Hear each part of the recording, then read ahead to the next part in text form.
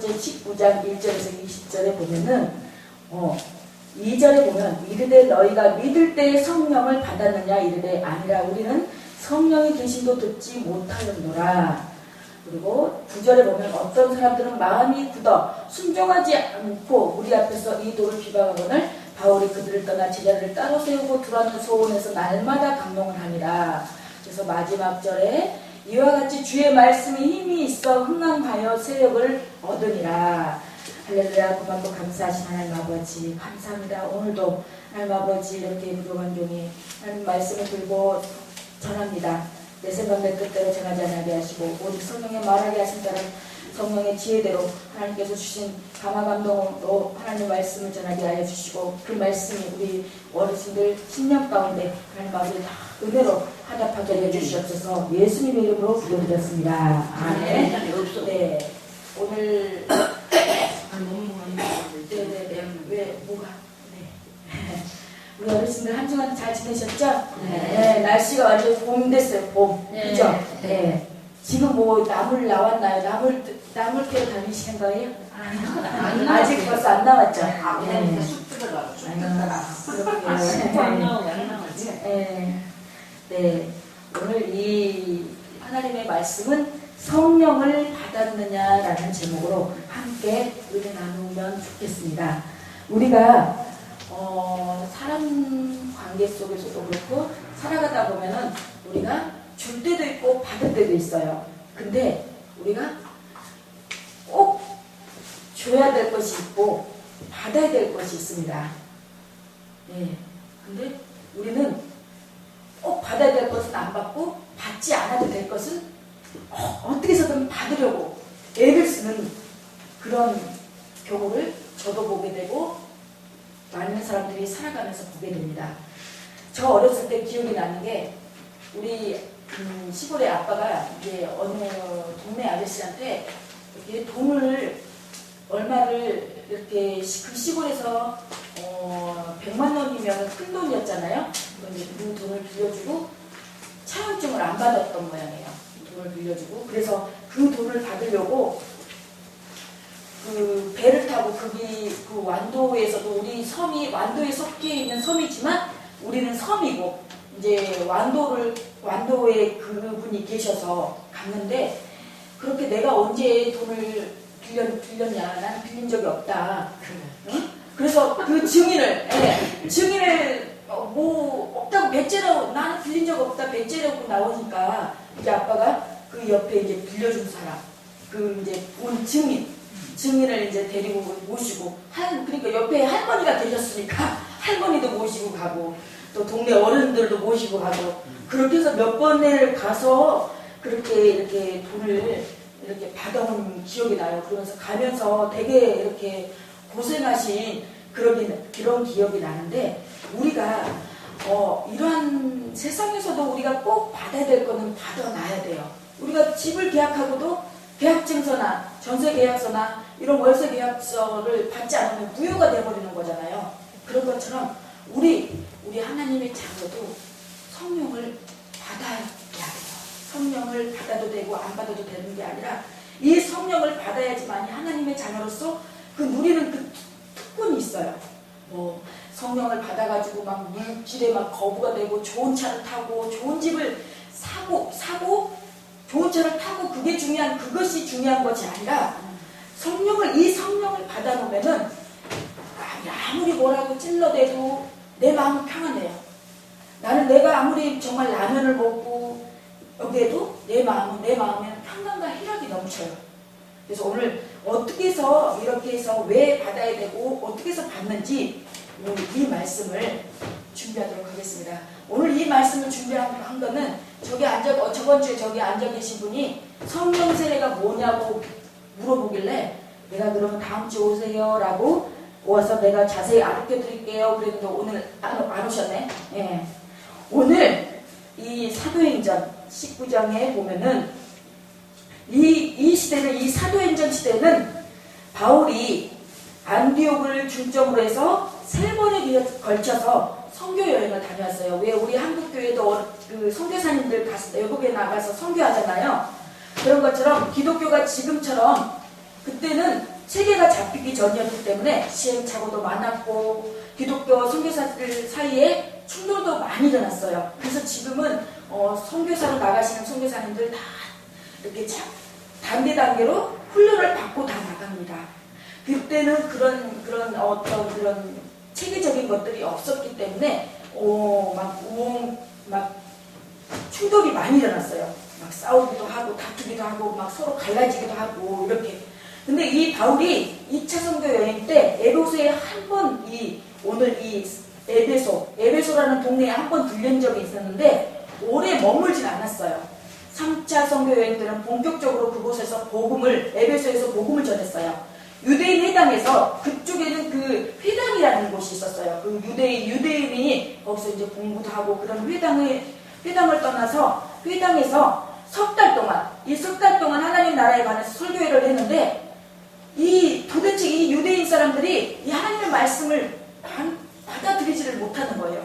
않는 거예요. 그래서 유대인 회당을 떠나서 두란노 소원이라는 그 소원에서 2년 동안 날마다 말씀을 전했고 두란노 소원은 에베소를 대표하는 철학자 두란노가 세운 소원이자 우리나라의 그 도산 소원과 비슷한 그런 기간이었어요. 그래서 에베소 사람들은 여신 아다메를 섬겼는데 왜 우리 불교도에 보면 이 부처를 섬긴 것처럼 이 에베소 사람들도 이렇게 불상같이 아다메를 여자 신을 섬겼어요. 그래서 이 여자 신상을 모형을 만드는 사업이 번창하자 이 바울이 이 손으로 만든 신을 섬기지 말라는 이 바울이 가르치기 때문에 사업에 어려움이 생겼어요. 그렇죠? 이 사업에 어려움이 생기니까 이 데메드리오라는 사업가가 사람들을 모아서 이렇게 계속 바울을 여기다 놔두면 안 되겠다. 그래갖고 데모를 해갖고 이 군중 집회를 일으켜갖고 사도행전 19장 34절에 군중들이 2시간에 걸쳐서 크다 에베소 사람의 아담이여 그렇게 우리 막 데모한 것처럼 2시간을 이렇게 데모를 했어요. 했더니 이 치안을 맡은 서기장이 소요를 진정시켜서 겨우 이 위기를 모면한 바울은 에베소를 떠날 수밖에 없었고 이에 관한 자세한 이야기를 이따 이제 8절부터 이제 제가 자세히 이제 풀어드릴 텐데 이 오늘 설교 본문은 정말 드라마틱한 사건이 벌어지기 전에 에베소 교회 내부에서 벌어진 작은 에피소드를 전하고 있습니다. 이 아볼로는 말을 잘했어요. 언변력이 뛰어났어요. 그리고 또 이 성경 지식이 정말로 박식했어요.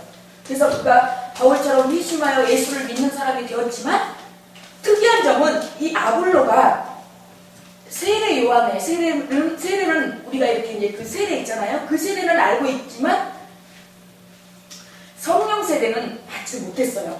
그래서 사도행전을 기록한 누가가 아볼로를 언급한 처음에 1절에 보면 아볼로가 고린도에 있을 때에 바울이 윗지막으로 다녀 에베소에 와서 어쩐 제자들을 만나 그랬어요. 그래서 이 아볼로를 언급한 이유는 이때 당시 세례 문제가 굉장히 조금 막 이렇게 부각이 된 상황이 있었어요. 세례 전통은 세례 요한에게 있습니다. 예수님은 세례를 베풀지 않았고 초기 기독교에 세례가 중요한 종교의식으로 자리가 잡게 된 데는 세례 요한의 제자들이 교회에 대개 유입되었기 때문이로 보았고 그들의 주장으로 세례 의식을 행하는 것까지는 좋은데 교회 안에서 세례 요한을 따르는 이들과 예수를 따르는 이들이 대립하게 되었어요. 예수가 먼저다. 아니다. 요한이 먼저다. 막 그러고 서로들 이제 또 분쟁이 일어났겠죠? 그래서 사람이 모이는 곳에서는 지금이나 옛날이나 크고 작은 차이로 인해서 이런 다툼이 일어날 수밖에 없어요. 그래서 우리 어르신들도 아까 그래서 서로 이렇게 대립이 일어났잖아요. 그래서 그냥 그러려니 하고 그냥 그렇게 넘어가시면 돼요. 그래서 이런 문제를 수습하면 괜찮지만 못하면 또 이게 수습을 또 해야 돼요. 그렇지 않으면 또 크게 또 번질 수가 있으니까. 그래서 이 고린도전서 1장 10절에 보면 이런 다툼에 대한 이야기가 나옵니다. 바울은 고린도 교회에 분쟁이 일어났다는 소식을 전해 들었습니다. 고린도 1장 12절에 내가 이것을 말하거니와 너희는 각각 이르되 나는 바울에게 나는 아볼레에게 나는 게바에게 나는 그리스도에게 속한 자라 한다는 것이니 당시 이 고린도 교회 신자들은 여러 지도자들에게 세례를 받은 것으로 보입니다. 누구에게 세례를 받았느냐에 따라서 서로 파가 갈렸습니다.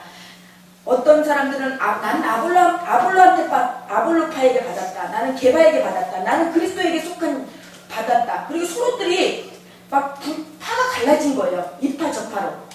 그래서 바울은 누구에게서 세례를 받았느냐 하는 것이 중요하지 않다는 점을 강조한 거예요. 그래서 실제로 바울이 세례를 베푼 사람은 손이 꼽을 정도였었어요.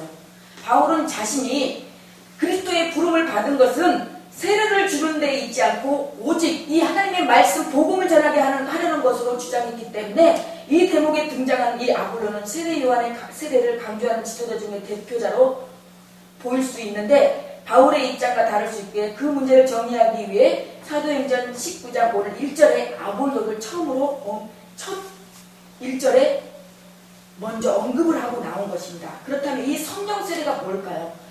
이 성령 세례는 성령의 임재함으로써 시작하여 그리스도와 연합해서 성령으로 말미암아 새롭게 되는 거예요. 내가 예수 그리스도와 어떤 다른 사람들과 연합하는 것이 아니라 내가 내 안에 예수 그리스도와 연합해서 성령으로 말미암아 내 심령이 새롭게 되는 거예요. 그래서 이 물 가지고는 이 죄를 우리들의 이 죄를 씻을 수가 없어요. 내 죄나 저기 앉아계신 목사님 죄나 우리 어르신들 죄나 이 물로 씻을 수 없는 죄를 성령의 불로 소멸함을 받고 다시 하나님을 아버지라 부르면서 나아갈 수 있는 과정이 바로 성령 세례예요. 그래서 우리 어르신들 다 하나님을 아버지라고 부르시죠. 네? 그러시면 우리 어르신들 다 성령 세례 받으신 거예요.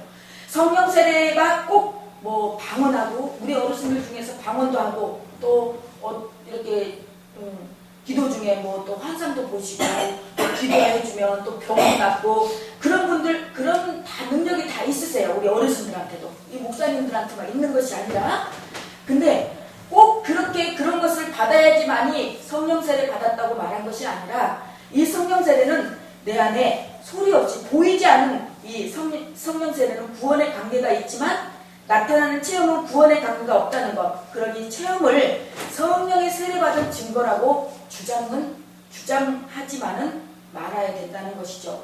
성령 세례는 보이지 않는 상태에서 다신도 모르는 사이에 하나님의 불가항력적인 은혜로 선택된 그리스도인에게 보편적으로 주시는 하나님의 은혜예요. 그래서 왜 술 먹은 사람들 보면은 술에 술 취하잖아요. 막 술 먹으면 그 또래 술 먹고 막 그래가지고 비틀거리고. 그런데 우리는 하나님의 자녀로서 이 성령 술에 취하면은 우리는 이 성령의 지배를 받고 성령께서 원하시는 성령님의 인도함을 받고 살아갈 수 있다는 거죠. 그래서 바울은 에베소 교인들에게 성령을 받았느냐 하고 질문했습니다. 세례를 누구에게 받았느냐 하는 게 중요한 게 아니라 성령을 받는 게 중요하다는 뜻입니다. 교인들은 성령을 받지 못했으며 성령이 있다는 말을 들어보지도 못했다고 대답했습니다. 그러자 바울은 다시 물었습니다. 그렇다면 당신들은 무슨 세례를 받았습니까? 그래서 교인들은 요한의 세례를 받았다고 대답합니다. 그러자 바울은 19장 4절에 요한이 회개 세례를 베풀어 백성에게 말하되 내 뒤에 오시는 이를 믿으라 하였으니 이는 곧 예수라 하거늘. 저 같은 경우는 20대 때 저기 수원에 이제 그 율전동에 모 교회라고 지금도 이제 거기 교회가 있는데 제가 20대 때 신앙생활을 할 때 그때 당시 부흥회가 있었어요. 부흥회가 있었는데 그때 강원도에 정말 유명한 기도원 원장인데 그 원장님이 꼽주였었어요. 꼽주였었는데 그분이 이제 굉장히 뭐라 그럴까요? 헌금 딱 문구 보고 이렇게 그 사람의 영적 상태라든가 그런 부분을 이렇게 이제 그 능력을 가지신 분이셨어요. 이제 그렇게 이제 기도를 받고 이제 11시쯤에 10시부터 기도가 들어갔었나 봐요. 그래서 그날 막 정말 회개가 터지고 그래서 새벽 막 정말 눈물 콧물 다 빼면서 기도하고 그런데 기도하면서 나중에는 정말 제 혀가 이렇게 갈라지면 이렇게 한국말이 아닌 다른 외국어 말 그런 비슷하게 말이 나오면서 막 이 방언이 터진 거예요. 그러고 나서 막 또 기도를 하는데 나는 내가 하지는 않았는데 그래서 누가 막 이렇게 찬양을 막 하는 거예요. 그래서 누가 하나 이렇게 둘러봤는데 저밖에 없고 아무도 없는 거예요. 그래서 이건 뭔가. 그래서 계속 기도를 했더니 나는 기도를 하는데 어느 쪽에서 이렇게 막 기도를, 이걸 그래서 제가 이렇게 물어봤어요. 어떤 이렇게 이제 그 성령의 그런 이렇게 좀 체험이 있으신 분들한테 물어봤더니 그게 이렇게 이제 기도할 때 천사들이 와서, 천사가 와서 이제 찬양을 같이 찬양으로 도와준 거라 그렇게 이제 해서서 지금도 그렇게 알고 있습니다. 그래서 그때 그 찬양은 이 사람의 찬양으로 그런 찬양이 아니었고 굉장히 정말 어디 들어보지 못한 그냥 그런 정말 굉장하고 청아하고 그런 정말 굉장한 찬양이었었어요. 그래서 그 찬양을 하면서 제가 그때 이제 이 찬양을 잘은 하지는 못하지만 정말 정말 복음 가수들처럼 찬양을 잘 하지 못하지만 그때 이제 찬양을 하면은 많은 분들이 은혜가 있다 뭐 그런 이렇게 말씀을 들은 적이 있습니다. 그래서 그런 제가 은혜를 그런 체험을 받고 보니까 뭐라 그럴까 확신이 내가 받지 않을 때보다 확신이 생기더라고요. 확신이 생기고 담대해지고 두려움이 없어지고. 근데 이 현상은 내가 또 어떤 이 문제가 닥치거나 그러면은 이게 또 갑자기 어떤 부분에서 내 마음이 불안하고 초조한 기분이 이렇게 올 때가 있어요. 근데 그럴 때 또 하나님께서 바로 또 기도하게 하셔서 마음에 참 평안과 또 평안을 주시는 그런 부분을 바로 깨닫고 한 적이 있는데 우리는 그래서 이 성령 세례를 받아야 되고 우리는 하나님을 아버지라고 부르고 이렇게 한다면 이미 성령 세례를 받은 줄로 알고 남들은 방언하고 막 뭐 환상을 보고 뭐 그런 거에 너무 의기소침해하지 마시고 그런 거 꼭 못 받았다고 해도 내가 성령 세례 못 받았네 그렇고 괜히 기죽을 필요는 없다는 얘기입니다. 그래서 요한의 세례는 기독교 신앙에서 아무리 강조해도 지나치지 않을 정도로 중요합니다. 예수님도 요한에게 세례를 받았으니 더 긴 설명은 필요 없겠죠? 세례 요한의 세례에 대한 이야기는 이 마태, 마가, 누가, 요한복음에 다 나옵니다. 그러나 요한은 예수님보다 먼저 하나님 나라를 선포했습니다. 유대의 많은 사람들이 유대 강야에서 말씀을 전하고 세례를 베푸는 요한에게 몰려들었습니다. 당시 유대 군중들은 정말 실패와 패배주의와 냉소주의에 빠져 있었습니다. 로마의 지배를 받고 있었기 때문에 로마가 파송한 총독이 유대를 통치했기 때문에 예루살렘 성전은 그야말로 기도하는 집이 아니라 강도의 소굴을 만드는 그런 정말 성전이었어요. 근데 예수님의 말씀처럼 유대 민중들에게 아무런 도움도 되지 못했고 사람들은 제각각 자기 살 길만 찾고 있었습니다. 요한은 그들의 마음에 불을 붙였습니다. 정말. 그래서 도끼가 이미 나무 뿌리에 놓여 있다고 안 박혔습니다. 도끼가 이미 이제 이 나무 뿌리에 찍혀갖고 이제 거의 이제 이거 끊어질 거라는 그런 아주 임박한 아주 정말 그런 막 그렇게 아주 긴박한 메시지를 전했습니다.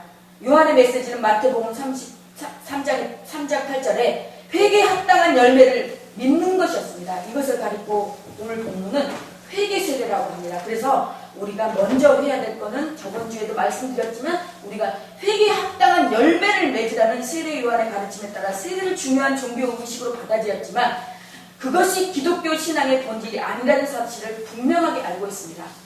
바울은 세례 요한의 한 말을 여기서 짚었습니다. 요한은 자기를 주목하지 않고 예수를 주목하라고 말했다는 것입니다. 마태복음 3장 11절에 나는 너희로 회개하기 위하여 물로 세례를 베풀거니와 내 뒤에 오시는 이는 예수님은 나보다 능력이 많으시니 나는 예수님의 신을 들기도 감당하지 못할겠노라. 그는 성령과 불로 너희에게 세례를 베푸실 것이라고 했습니다. 우리가 이 예수님만이 우리의 구원자시고 예수님만이 우리를 성령과 불로 세례를 베푸시기 때문에 우리는 예수를 철저하게 나의 구주로 받아들여야 합니다. 이미 우리 어르신들 여기 앉아 계신 분들은 예수를 구주로 받아들였기 때문에 오늘도 이 자리에 앉아서 이렇게 하나님의 말씀을 듣지 않나 생각해 봅니다. 기독교 신앙에서 회개에 합당한 삶이 아니라 믿음이 중요하다는 뜻입니다. 회개에 합당한 삶을 부정하는 게 아니라 그것을 넘어선다는 뜻입니다. 초월한다는 것입니다. 그러니까 우리가 이 회개에 합당한 삶을 맺은 삶을 살면은 누가 뭐라 그래도 아까도 제가 말씀드렸다시피 누가 뭐라 그래도 내 마음은 요동치가 않아요. 근데 내가 아직도 예수님을 믿는다 하면서 가끔 뭐 이렇게 저도 이렇게 이제 방송을 하다 보니까 방송들이 많아요. 참 방송들이 여기저기 방송들이 많아요. 그렇지만 많지만 처음에는 되게 이렇게 부럽기도 하고 거기 어느 방송 보면은 사람들도 많이 있고 근데 우리는 얼마 안 된 것 같고 그래서 어떨 때는 부럽고 시기도 나고 질투도 나고 그랬는데 지금은 제 마음은 그냥 이제는 제 마음이 그 마음에 이제는 시간이 지나가니까 내 마음이 거기에 연연하지가 않더라고요. 그냥 두 분 오신 대로 그냥 하나님께서 보내주신 대로 그냥 그게 하는 게 이 하나님의 말씀을 복음을 전해서 전파한다는 게 중요한 거지 숫자가 중요한 게 아니기 때문에 그냥 그렇게 제 마음이 평안해지더라고요. 그래서 이 또한 하나님께서 성령께서 내 마음을 평안케 해주셔서 이렇게 이 마음을 주셨나 생각하니 너무나 감사할 따름이었습니다.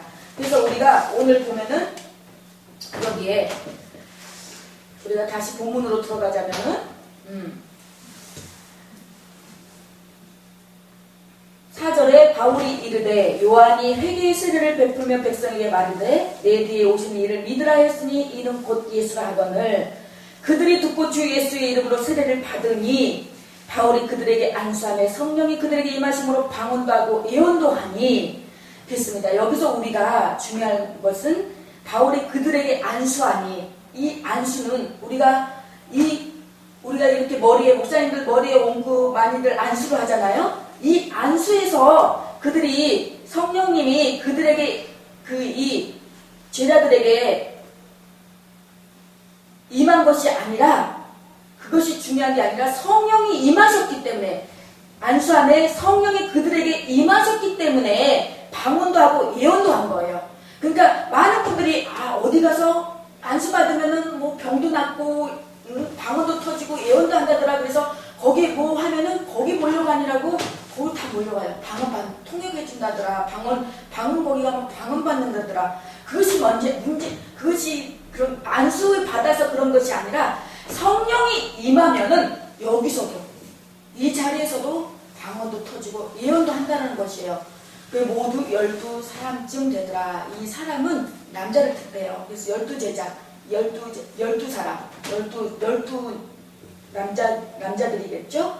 그래서 8절 보면 바울이 해당에 들어가 석 달 동안 담대히 하나님 나라에 관하여 강론하며 말씀을 선포하고 권면하는 것은 예수 믿고 천국 가야 됩니다. 그러니 교회 나오세요. 그렇게 아니라 정말 강권적으로 그 사람이 알아들을 수 있도록 설명하고 또 설명하고 또 정말 이 귀에 지금 따뜻하게 앉을 정도로 그렇게 권면을 해서 그 사람들을 설득을 가르쳤어요. 강론을 했어요. 하나님의 말씀을. 근데 어떤 사람들은 마음이 굳어져서 순종하지 않고 무리 앞에서 이 도를 비방하거늘 바울이 그들을 떠나 제자들을 따로 세우고 두란노 서원에서 날마다 강론하니라고 했습니다. 그렇습니다. 어떤 사람들은 이 마음을 아멘으로 잘 받아들이는 사람이 있는가 하면 마음이 굳어져서 마음을 열지 못하고 굳어져서 순종하지 않고 거기다가 순종하지 않는 것까지도 못해 다른 사람들 앞에서 이 하나님의 말씀을 비방해요. 아유 저런 게 어딨어. 어디가 뭐 병이 낫기는 몰라서 뭐 막 그러면서 비방하고 아유 하나님이 어디 계셔 막 그러고 비방을 했다는 거예요. 그러면서 그들을 떠나서 제자들을 그러니까 우리 이 바울은 그들하고 맞서지 않고 그들을 떠나 제자들을 따로 세웠어요. 또 따로 구별을 했어요. 그러니까 이 바울도 믿지 않는 사람과 믿는 사람과 구별을 했고 또 좀 믿음이 있는 사람과 또 믿음이 조금 부족한 사람과 이런 부분에서 조금 구별을 했던 것 같아요. 그래서 그렇잖아요. 이 말씀도 정말 인지 갓난아기한테 뭐 헬라어 히브리식으로 그렇게 말씀을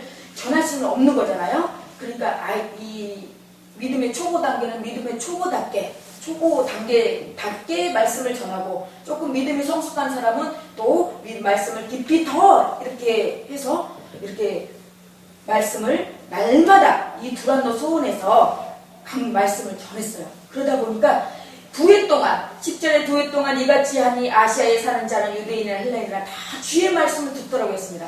그래서 9회 동안, 2년 동안 이렇게 날마다 하나님의 말씀을 강론하니까 아시아에 사는 유대인이나 헬라인이나 다 하나님의 말씀을 들었다고 했습니다. 그때 하나님의 바울의 손으로 놀라운 능력을 행하게 하시니, 바울이 능력이 있는 게 아니라 하나님의 바울의 손에 능력을 부어주셔서 12절에 심지어 사람들이 바울의 몸에서 손수건이나 앞치마를 가져다가 병든 사람에게 얹으면 그 병이 떠나고 악기가 나가더라. 그렇습니다. 이 앞치마는 장막 짓는 작업을 허리에 둘를 때 이렇게 쓰는 거고, 그리고 수건은 유대인들이 땀을 닦기 위해서 이 머리에 두르고 있던 황금 조각이에요. 바울이 이 둘렀던 손수건, 앞치마를 가져다가 병든 사람에게 얹으면 그 병이 떠나가고 악기도 나갔다고 했어요. 근데 이걸 인용을 해서 또 대중에 어떤 목기자들은 이런 능력이 나에게 있다. 그래가지고 나한테 이런 능력이 있다. 그래가지고 이런 능력을 막 해가지고 막 이렇게 좀 안 좋은 일도 있었죠. 근데 여기 보면은 11절에 하나님이 바울의 손으로 놀라운 능력을 행하게 하셨다고 했습니다. 그러니 우리는 늘 우리가 어떤 일을 우리 어르신들에게도 그렇고 저에게도 그렇고 분명 하나님께서 주신 능력이 있습니다. 그 능력이 정말 하나님이 주셔서 하나님이 하셨다고 하나님께 영광을 돌려야지, 이거 내가 나한테 이런 능력이 있어서 내가 했다고 한다라면 정말 그것은 정말 하나님의 영광을 가려우는 것이겠지요. 그래서 13절에 보면 이에 돌아다니며 마술하는 어떤 유대인들이 시험삼아 악기 들린 자들에게 주 예수의 이름으로 불러 말하되 내가 바울이 전파하는 예수를 의지하여 너에게 명하노라 하더라. 그렇습니다. 그러니까는 이렇게 이제 바울이 이런 하나님의 놀라운 능력이 임하자 이런 능력을 행하니까 이에 돌아다니며 마술하는 어떤 유대인 한 사람이 시험 삼아서 나도 혹시 그런 저런 능력이 있나 하고, 능력이 없나? 악기 들린 자에게 주 예수 이름으로 불러 말하되 내가 바울이 전파하는 예수를 의지하여 너에게 명하노라 하더라. 성령 받지도 않은 사람이 시험 삼아서 바울이 하니까 지도 한번 정말 따라서 한번 흉내 내본다고 한번 해본 거예요. 유대 14절에 유대 한 제사장 스게와와 일곱 아들도 이 일을 행하더니 15절에 악기가 대답하여 이르되 내가 예수도 알고 바울도 알거니와 너희는 누구냐 하며 16절에 악기 들린 사람이 그들에게 뛰어올라 눌러 이기니 그들이 상하여 벗은 몸으로 그 집에서 도망하는지라. 여기에 그러니까 악기가 그때 그 귀신이 너 누구냐, 나는 예수도 알고 바울도 아는데 너는 누군지 모르겠다. 그러니까 오히려 그 귀신이 그 사람에게 그 돌아다니며 마술하는 그 어떤 그 사람에게, 남자에게 뛰어 올라갔고, 왜 귀신 들렸다 소리 많이 들어보셨죠? 뛰어 올라갔고 그 사람을 눌러서 이기니까 그들이 막 이렇게 속된 말로 미쳐가지고 벗은 몸으로 그 집에서 도망쳤다는 거예요. 그래서 17절에 에베소에서 사는 유대인과 헬라인들이 다 이를 알고 두려워하여 주 예수의 이름을 높이고, 18절에 믿는 사람들이 많이 나와 자복하여 행한 일을 알리며. 그렇습니다. 우리는 어떤 이런 체험을 하고 어떤 이렇게 했을 때 우리는 먼저 주 예수의 이름을 높여야 합니다. 그리고 그 예수의 이름을 높이고 알리며 믿는 사람들이 많이 와서 자복하여 행한 일을 알린다고 했습니다. 여기 보면은 믿지 않는 사람들이 와서 자복하여 행한 일을 알렸다고 그러지 않고 믿는 사람들이 많이 와서 자복하여 행한 일을 알렸다고 했습니다. 그래서 또 19절에 또 마술을 행하던 많은 사람이 그 책을 모아가지고 와서 모든 사람 앞에서 불사르니 그 책값을 계산한 즉 은 5만이 되더라고 했습니다. 그 마술하던 이 주술책을 다 그 책을 많은 사람이 그 책을 모아가지고 와서 모든 사람 앞에서 보는 대중들 앞에서 불살았어요. 이거는 하나님 앞에 나의 죄를 나의 옛일을 청산하고 깨끗이 회개했다는 것이에요. 그래서 그 책을 다 계산해 보니까 은 5만이었어요. 우리나라 돈으로 약 800만 원 정도 된다고 합니다. 그 돈을 다 그 나의 애지중지했던 그 모든 것을 다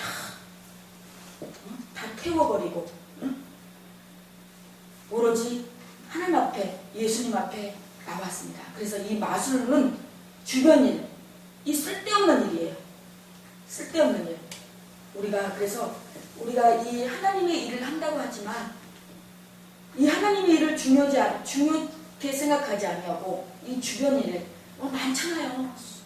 저도 그래요. 지금 요즘에 내가 정말 이 복음 전하는 이 교회에 진짜 이 강도라고 이 선교 방송에 있어야 되는데 괜히 내가 막 무슨 쓸데없이 막 일이 막 나도 모르게 막 신경이 써가지고 내가 너무 번잡한 거예요. 그래서 이거 아니다. 내가 내 저기도 아닌데 그냥 나 혼자 내가 막 신경 써가지고 막 그런 거예요. 그래서 이건 아니다. 정말 이 쓸데없는 일 내가 할 일이 있어요. 우리 어르신들도 한 분 한 분도 우리 어르신들 할 일이 있어요. 그 할 일 하나님 앞에 여쭤보고 그 할 일을 정말 하면서 우리가 그러다 보면은 여기 20절에 마지막 절에 오늘 마지막 절에 이와 같이 주의 말씀이 힘이 있어 흥함하여 세력을 얻으리라고 했습니다. 그렇습니다. 결말은 말씀이에요. 말씀. 이 말씀이 힘이 있어 흥함하여 세력을 얻었다고 했습니다. 여기에 보면은 8절에 성령을 받았느냐 해고 8절에 보면은 바울이 회당에 가서 바울이 2달 동안 2년 동안 먼저 말씀을 전했어요. 말씀을 선포했어요. 말씀을 선포하니까 하나님께서 그 바울의 손에 놀라운 능력이 부어주시자 병든 신유의 은사도 임하고 악한 사탄막이 죽게 하는 죽게 은사도 임하고 또 그걸로 인해서 많은 사람들이 회개하고 돌아오는 역사가 있었어요. 그래서 이와 같이 주의 말씀이 힘이 있어 흥함하여 세력을 얻으니라고 했습니다. 그렇습니다. 우리는 이 말씀을 정말 우리가 앉으나 서나 저도 늘 이제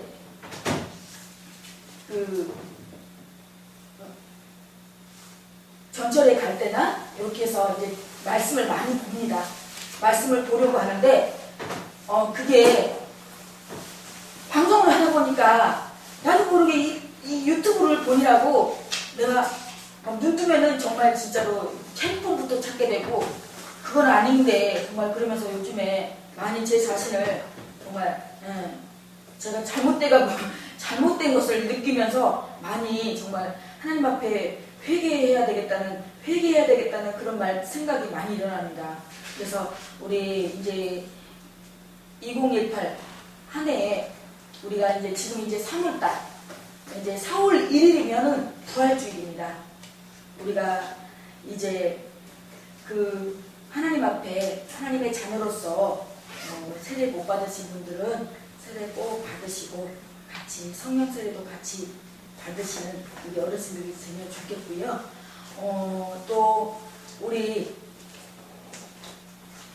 내 자신이 먼저 내가 진짜 예수님을 실제로 믿는지 내 자문 나한테 스스로 질문을 해봐야 됩니다. 그리고 에베소 교인들처럼 성령을 받았다는 말은 기쁨과 자유와 평화와 사랑과 사랑의 능력이 신비한 방식으로 저들의 영혼 가운데 충만하게 되었다는 뜻입니다.